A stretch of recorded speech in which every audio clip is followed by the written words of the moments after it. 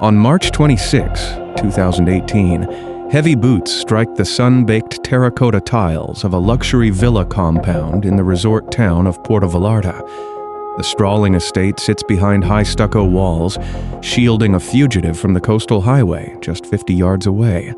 Inside the main residence, tactical officers from the Mexican Federal Police secure the perimeter and breach the massive wooden doors. They move past the opulent living quarters and navigate a narrow hallway leading to the master suite. Deep inside a cramped walk-in closet, a man cowers in the shadows.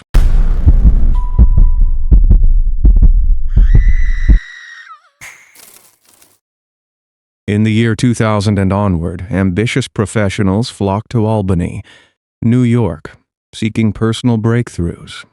The city offered a quiet backdrop compared to the relentless pace of nearby Manhattan. Cold winds swept off the Hudson River, chilling the historic brick storefronts and state government buildings. Amid this ordinary landscape, a sprawling self-help organization named NSVM set up a base of operations. Actors, entrepreneurs, and executives traveled hundreds of miles to attend the flagship curriculum known as Executive Success Programs. These individuals lived normal, busy lives filled with auditions, board meetings, and family dinners. They sought a deeper sense of purpose and a supportive community in an isolating world. NSVM promised a path to ultimate human potential and ethical living. To the outside world, the enterprise appeared as a quirky but effective life coaching business. The attendees wanted nothing more than to overcome deep-seated fears and build better futures for their children. They handed over thousands of dollars for intensive multi-day seminars. The promise of enlightenment drew them into a rigid structure that redefined their entire existence.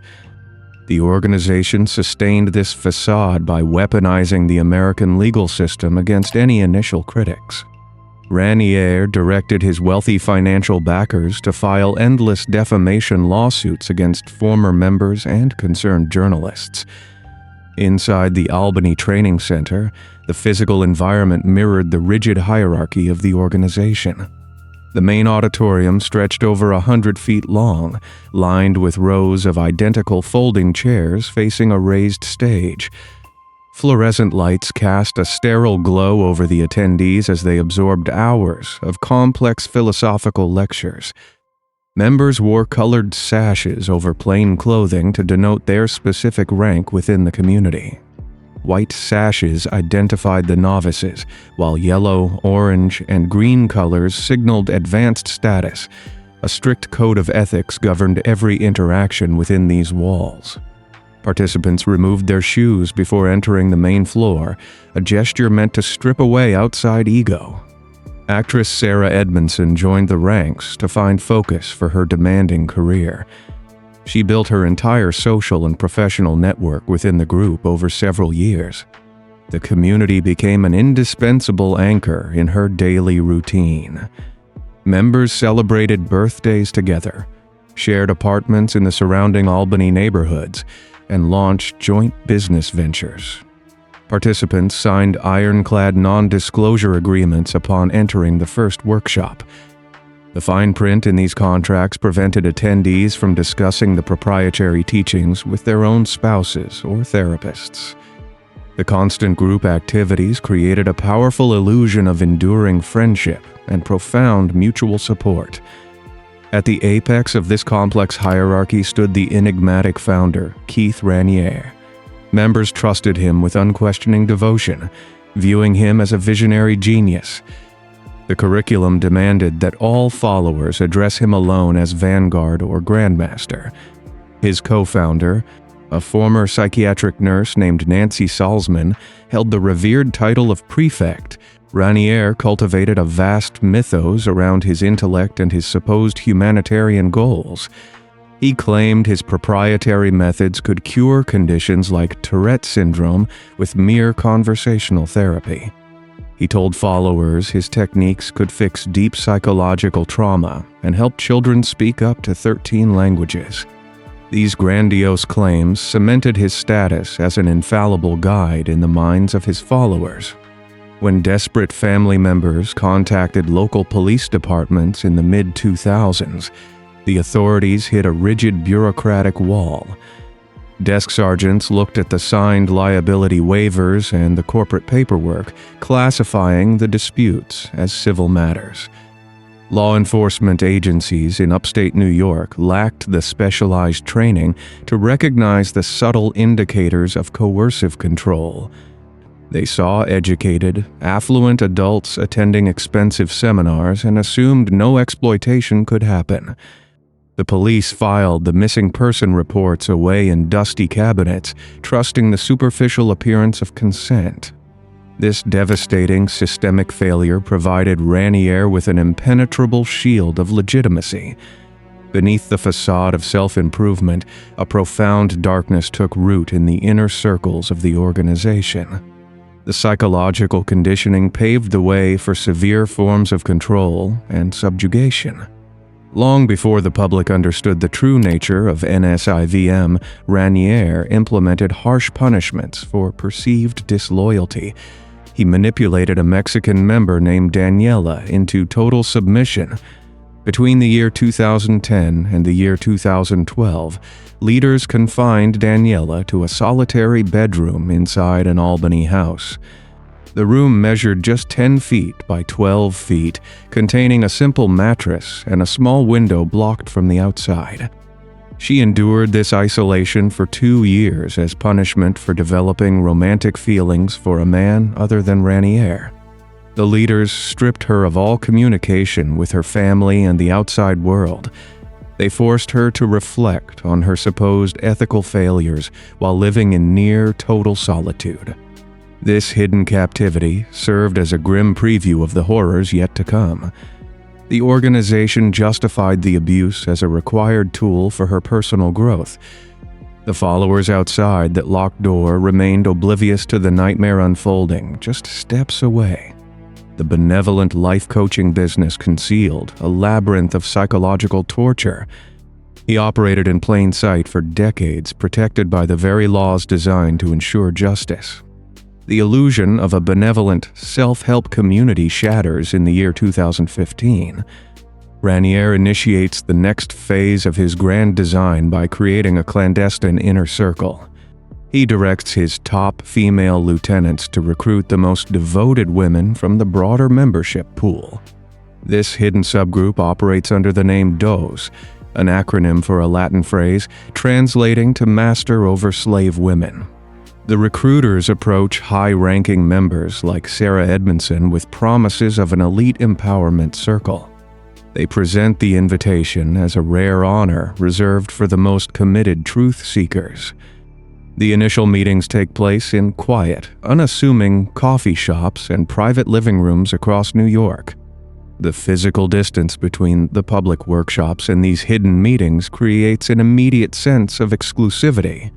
The recruiters refuse to provide extensive details about the group activities during these preliminary conversations. They insist the prospective members must first demonstrate unwavering trust before learning the core secrets. The women feel a deep sense of flattery and curiosity, unaware they are stepping into a devastating trap. Raniere designs this secretive recruitment process to exploit their ingrained desire for his approval. They view the required silence as a sacred pact between trusted confidantes to cross the threshold into this elite sorority. The women face an intense and non-negotiable demand. The recruiters require each prospective member to provide substantial collateral before learning anything more about DOS.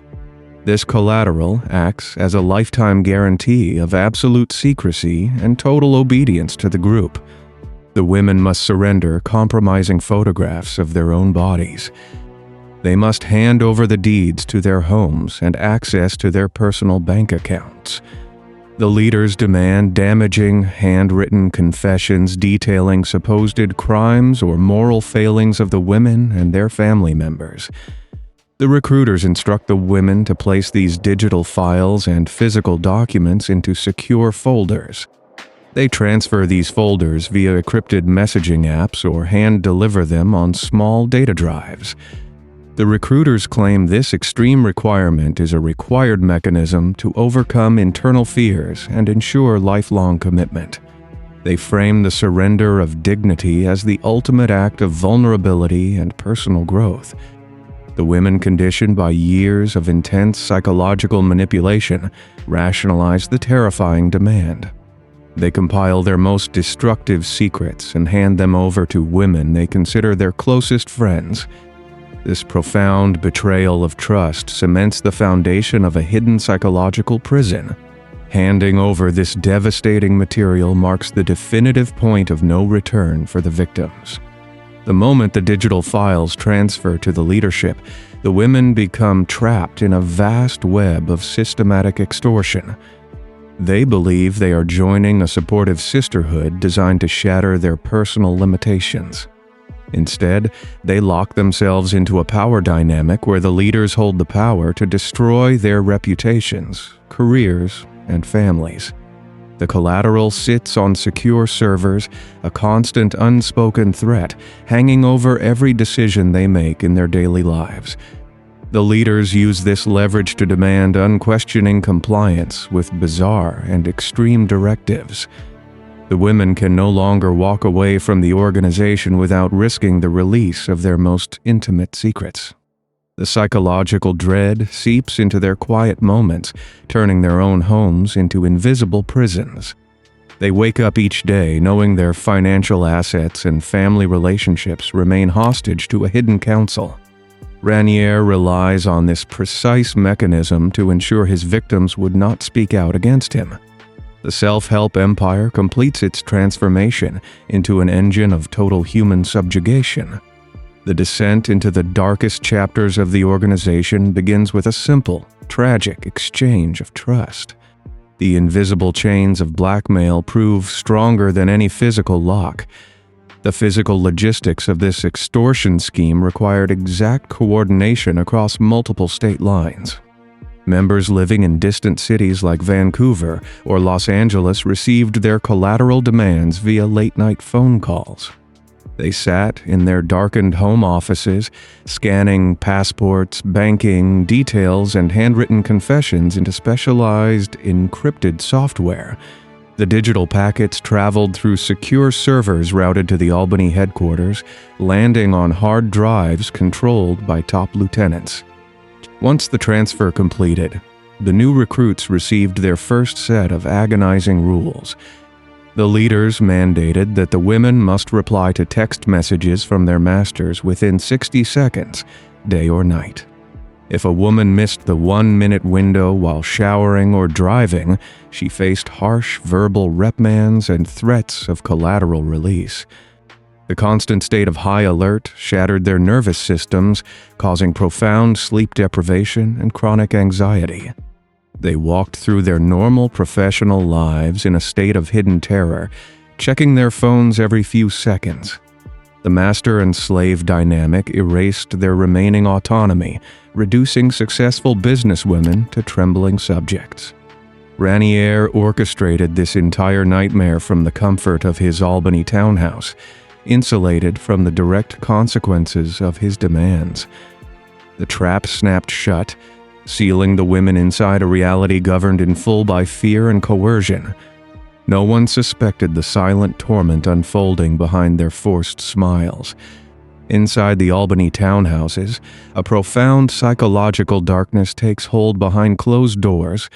The residences sit just feet apart in a quiet suburban development, projecting an image of total normalcy to the outside world. Within these walls, the leaders subject the female members to severe physical and mental conditioning.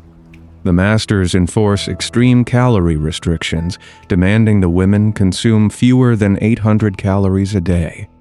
The victims endure constant sleep deprivation, waking at all hours to fulfill arbitrary demands. The physical toll manifests quickly in hollow cheeks, trembling hands, and chronic exhaustion. The vibrant women who once ran successful businesses now struggle to complete basic cognitive tasks. The leaders isolate the women from their support systems, demanding they spend all their time serving the hidden hierarchy. The masters manipulate the exhausted women into forced intimate relations with Raniere. The victims comply out of sheer terror, knowing their collateral sits on a server just a few keystrokes away. The psychological dread breaks their spirits, replacing their vibrant personalities with hollow obedience. They exist in a state of perpetual fear, unable to trust their own thoughts or perceptions. The outside world continues to buzz with normal activity, entirely unaware of the captive reality inside the townhouses. Raniere orchestrates this invisible prison from afar, reveling in the absolute control he wields over his victims. The unseen horror escalates during mandatory initiation ceremonies in the winter months of the year 2016. The masters direct the recruits to a dimly lit living room in Clifton Park, a quiet residential town situated 10 miles north of the main Albany headquarters. The women enter the secluded house and discover massage tables arranged in the center of the hardwood floor.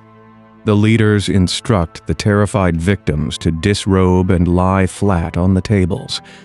The stark contrast between the domestic setting and the clinical preparation amplifies the creeping sense of dread. Several high-ranking women physically restrain the initiates, pressing their weight down on the trembling recruits.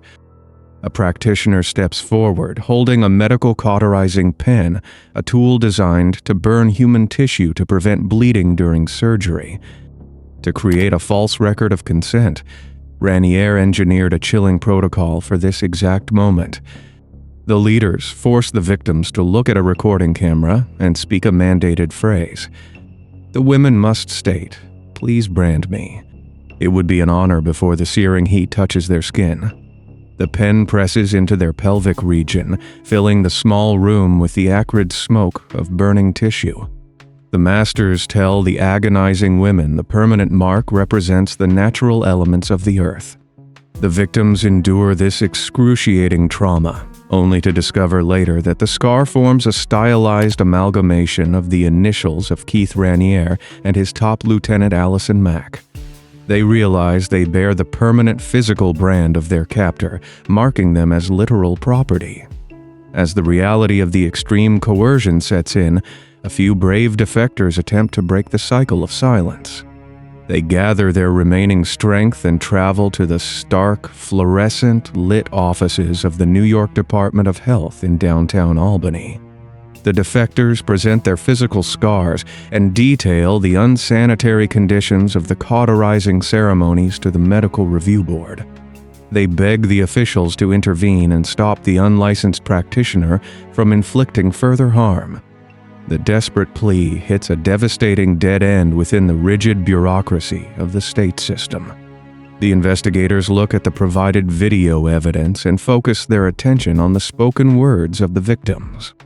They hear the women utter the mandated request for the brand and classify the horrific event as a consensual body modification. The officials cite rigid legal protocols that equate the permanent burn to a standard cosmetic tattoo. They inform the defectors that the department lacks the jurisdiction to prosecute actions between consenting adults who sign liability waivers. The state workers stamp the formal complaints and file them away in crowded metal cabinets, refusing to open a formal inquiry. This infuriating systemic failure allows the dangerous organization to continue operating without any government oversight. The perpetrators exploit these exact statutory loopholes to maintain their grip on the terrified victims. The rigid adherence to surface-level protocol blinds the authorities to the deep psychological extortion driving the consent. The defectors leave the government building with a crushing realization that the local system will not protect them. Undeterred by the apathy of local officials, the former members and their concerned relatives launch their own covert investigation. They transform their private living rooms in Vancouver and New York into secure command centers. The defectors know they must bypass the corrupted local avenues and gather undeniable proof of federal offenses. They spend the spring of the year 2017 meticulously compiling digital evidence and paper trails. The former members initiate phone calls with high-ranking masters, using hidden devices to secretly record the conversations. They ask strategic questions designed to force the leaders to admit the collateral exists and serves as a tool for punishment. The defectors collect bank statements and wire transfer receipts, mapping the flow of illicit money through the corporate shell companies. They create detailed organizational charts on large whiteboards, connecting the hidden master and slave hierarchy directly back to Raniere. The women transform their profound trauma into a relentless drive for absolute moral justice. The amateur investigators work through the night, driven by a desperate need to save the women still trapped inside. They cross-reference flight logs and property records to establish a clear pattern of interstate travel and organized fraud. The group carefully logs every piece of collected data onto secure external hard drives to prevent remote deletion. This painstaking day-by-day shadow investigation builds a mountain of actionable evidence. The victims take control of their own pursuit of justice, refusing to let the powerful organization bury the truth. The defectors carry their comprehensive dossier southward to a massive federal building in Brooklyn, New York. They travel over 150 miles down the Hudson River Valley to escape the jurisdictional reach of Albany. Inside a secure, windowless conference room, the survivors sit across a polished wooden table from agents of the Federal Bureau of Investigation. The defectors lay out the hard drives, the financial records, and the secret audio recordings for the federal prosecutors. The seasoned investigators listen to the tapes and recognize the sophisticated mechanics of an organized extortion ring. The crucial breakthrough arrives when the prosecutors realize the digital collateral crossed state and international borders via email servers. This specific movement of data elevates the local abuse to the level of federal wire fraud and human trafficking. The agents realize the organization operates not as a misguided spiritual retreat, but as a highly structured enterprise. The federal prosecutors open a massive racketeering case, leveraging the same laws used to dismantle organized syndicates. They assign digital forensic experts to trace the exact locations of the collateral servers scattered across the country. The specialized units work in tandem to untangle a decade of complex corporate obfuscation. The agents issue covert subpoenas to internet service providers, collecting terabytes of hidden communications without alerting the organization. The federal machine hums to life, building an ironclad case out of the meticulous groundwork laid by the victims. The pursuit of justice finally shifts from ignored local complaints to a severe federal operation. While the federal task force constructs the trap in Brooklyn, Raniere remains oblivious in his upstate enclave. He resides in the quiet tree-lined streets of Knox Woods, a sprawling townhouse complex where his most loyal followers live in adjacent units. During the late summer of the year 2017, he continues to direct the clandestine sorority from the shadows. He issues new demands for financial collateral, unaware that federal agents now monitor every encrypted message leaving his phone. The agents watch the data packets move in real time, documenting every coercive threat and every financial transfer. The target continues his daily routine of late-night philosophical debates and volleyball games, projecting an aura of untouchable superiority. He relies on his vast wealth and his army of lawyers, believing the systemic failures of the past will always protect him. The followers inside the complex continue to enforce the strict dietary rules and the sleep deprivation, blind to the impending collapse. The isolated victims endure the escalating abuse, believing they remain entirely cut off from the outside world. The federal prosecutors work in strict secrecy, refusing to execute premature search warrants that might trigger the destruction of the servers. They hold their positions and wait for the optimal moment to strike, ensuring the digital evidence remains intact for a future jury. The tension mounts as the days grow shorter and the autumn winds return to the Albany streets. The invisible net tightens around the sprawling self-help empire, securing the final pieces of an unprecedented legal reckoning. The stage is set for a public exposure that will shatter the long-standing illusion of benevolence forever. The autumn leaves begin to fall across the Albany landscape, signaling the final days of absolute control for the hidden sorority. Inside the Knox Woods complex, the atmosphere grows increasingly paranoid as whispers of the shadow investigation reach the lower ranks. The dissectors living in exile continue to coordinate with federal agents, feeding the prosecutors real-time updates on the movements of the leadership. The women still trapped inside the organization notice subtle shifts in the behavior of their masters. The leaders demand more frequent check-ins and enforce harsher penalties for minor infractions, sensing an unseen threat closing in. Raniere attempts to tighten his grip on the remaining members, ordering his lieutenants to extract new layers of collateral to ensure ultimate loyalty. He demands the women write letters falsely, claiming total autonomy and deep gratitude for the branding ceremonies. The federal investigators intercept these frantic communications, adding the obvious witness tampering to their growing list of federal charges. The digital forensic teams map out the final server locations, preparing the intricate logistics required for a massive coordinated raid. The survivors wait in agonizing suspense, knowing the powerful organization could retaliate at any moment if the federal plan leaks. The decades of unchallenged manipulation and systemic extortion reach a critical breaking point.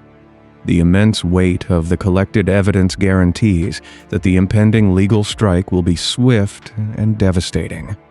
The quiet suburban neighborhoods of upstate New York mask a ticking time bomb of federal indictments. The long reign of psychological terror stands on the precipice of total destruction. The New York Times headquarters sits in Midtown Manhattan. The towering glass structure operates 150 miles away from the quiet Albany suburbs. October 2017 arrives with a devastating blow to the hidden organization. The journalists spend months verifying the horrific claims. They review the physical cauterizing pen burns on the arms of the defectors. They interview former members in secure locations across the country. The explosive article hits the Sunday front page. The text describes the secret sorority and the insidious master and slave dynamics. The public reads about the extreme collateral demands over their morning coffee, the impenetrable wall of secrecy surrounding the Albany townhouses shatters. Panic sweeps through the upper echelons of the organization leadership. The top lieutenants scramble to delete digital files from the main servers. They shred physical documents and handwritten confessions in the corporate offices. Raniere realizes his decades of absolute control are evaporating under the intense media spotlight. The local police departments face immense public pressure to reopen the ignored missing person reports. The illusion of a benevolent humanitarian empire collapses in a matter of hours. He abandons his sprawling upstate New York base. He packs his bags in the dead of night and flees the United States borders. The fugitive crosses the southern border and travels deep into the Mexican resort town of Puerto Vallarta. The coastal city sits on the Pacific Ocean. Dense jungles and sprawling luxury estates surround the area. He attempts to hide in a series of expensive gated properties funded by his wealthy heiress backers. He moves between different luxury villas every few weeks to avoid detection by local law enforcement. Federal agents in Brooklyn launch a massive international manhunt to track the fugitive across the continent. The digital forensic experts track his electronic footprint through the maze of internet service providers. The agents monitor encrypted communications and intercept secure phone calls made by his remaining loyalists in New York. The investigators follow a complex digital money trail moving from American bank accounts to Mexican resort towns. The federal task force works in direct coordination with the Mexican Federal Police. They coordinate physical surveillance on the suspected hideouts. The net tightens around the isolated fugitive as the agents map the precise locations of the incoming wire transfers. He cuts off all contact with the lower ranks of the organization to minimize the risk of a leak. He relies solely on a small group of devoted women to purchase groceries and manage the property rentals. The vast self-improvement empire crumbles behind him while he cowers in the tropical heat. The predator begins to run out of hiding places as the federal machine zeroes in on his exact coordinates. The final target is a massive stucco villa situated 50 yards from a busy coastal highway in Puerto Vallarta. High terracotta walls and thick wooden gates shield the main residence from the public street. March 26, 2018 arrives with a heavy presence of law enforcement descending on the quiet neighborhood. Armed Mexican federal police surround the luxury compound and block all possible escape routes. The tactical officers secure the outer perimeter and breach the massive wooden doors with specialized entry tools. Heavy boots strike the sun-baked tiles as the entry team floods into the main courtyard. The officers clear the opulent living quarters and secure the remaining loyalists found in the guest rooms. They navigate a narrow hallway leading to the expansive master suite at the back of the property. The entry team searches the massive walk-in closets filled with expensive clothing and personal belongings. They find Keith Raniere cowering in the dark shadows behind a row of hanging garments. The fugitive offers no resistance as the armed officers pull him from his hiding spot. The police place his wrists in heavy steel restraints and march him out of the master bedroom. The dramatic raid marks the explosive end of his reign of psychological terror and systematic extortion. The evasion comes to a sudden halt as the officers drag him out into the blinding Mexican sunlight. The Mexican authorities transport the restrained prisoner across the international border to a federal holding facility in Texas. The concrete processing center stands isolated in the dusty southern landscape. High chain-link fences surround the stark building. The immigration officers deport the fugitive back to the United States without delay due to his lack of valid travel documents. Federal marshals take full custody of the prisoner and begin the standard intake procedures. They process his fingerprints and collect his genetic material for the federal database. They photograph his face under the harsh fluorescent lights of the booking room. The news of the dramatic arrest broadcasts across global television networks and digital news platforms. The terrified victims watch the television screens in total disbelief from their safe houses in New York and Canada. The man who once commanded absolute devotion now wears a standard-issue prison uniform. The terrifying realization washes over the public as they grasp the true scale of the deception. A dangerous predator operated in plain sight for decades under the guise of an enlightened philosopher. He hid his true nature behind the mask of corporate workshops and expensive self-improvement seminars. The intricate web of extreme coercion and physical marking is exposed to the world. The chronological end of the long-running crime arrives with the closing of the heavy steel cell door. The painful path toward moral justice for the countless victims begins. The towering federal courthouse stands in downtown Brooklyn. The massive stone and glass structure overlooks the busy city streets. The high-security courtroom features dark wood paneling and rows of wooden benches packed with reporters and surviving victims. The summer of the year 2019 arrives with the commencement of the anticipated federal trial. Keith Raniere faces a jury of his peers. The court strips him of his colored sashes and his grand titles. The trial begins with intense opening statements from both the federal prosecutors and the defense team. The defense attorney attempts to reframe the horrifying narrative by speaking to the jury box. The lawyer asks the citizens to step into the shoes of his client to understand his perspective. The attorney paraphrases a famous quote from the classic novel To Kill a Mockingbird to build false empathy. The defense argues the relationships were consensual and standard practices for advanced life coaching. The legal strategy relies on ignoring the massive power imbalance and the systematic extortion of the collateral files. The defense attempts to minimize the profound psychological damage inflicted during the sleep deprivation and the calorie restriction. The surviving victims listen to these infuriating justifications from the gallery without breaking their composure. They hold their ground and wait for the prosecution to dismantle the lies with hard physical evidence. The trial sets the stage for a monumental clash between manipulative rhetoric and undeniable truth. The federal prosecutors step forward to present a massive mountain of undeniable evidence to the attentive jury. They display the recovered digital collateral files on large high-definition monitors facing the jury box. The screens show the compromising photographs and the damaging written confessions exacted from the desperate women. The government lawyers play a chilling video marked for the official record as Government Exhibit 1003. The courtroom falls into silence as the jury watches the defendant speak to the camera on the screen. The footage shows Raniere stating that abuse is a made-up human construct designed to limit potential.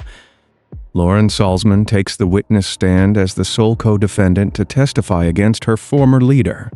She details the inner workings of the secret sorority and the extreme coercion tactics used to maintain control. She provides a harrowing and detailed account of the captivity of the Mexican member named Daniela. The witness describes the locked bedroom and the blocked window. She details the 2 years of enforced isolation inside the Albany townhouse. The testimony strips away the final layers of the humanitarian facade.